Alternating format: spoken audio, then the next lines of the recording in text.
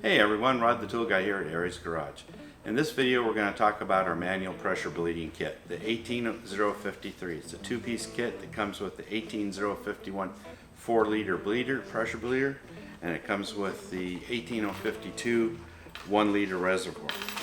Also included in it is a handy dandy little wrench for snugging things up and a threaded adapter cap.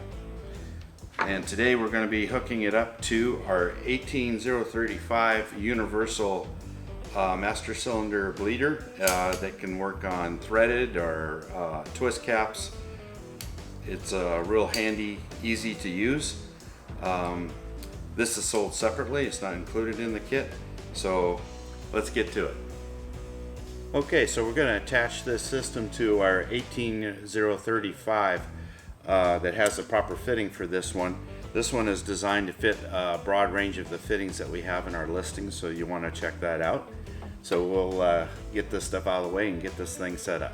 You want to make sure this is loosened up. As you can see, you have a lip on your master cylinder here. Go ahead and make sure that the two claws are underneath that lip, and you can go ahead and tighten this locking ring to hold it in position. And now you can adjust for seal here. Just bring it down good and snug, not too tight. Remember, it's plastic on your reservoir. That should be good. Your fitting can swivel around any position you need it, makes it real handy.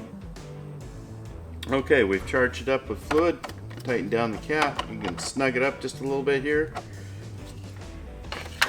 Go ahead and hook it up. Test it, bring it up to about 7 psi. Make sure that there's no leaks and it's looking good. So go ahead and bring it up 10 to 12 psi.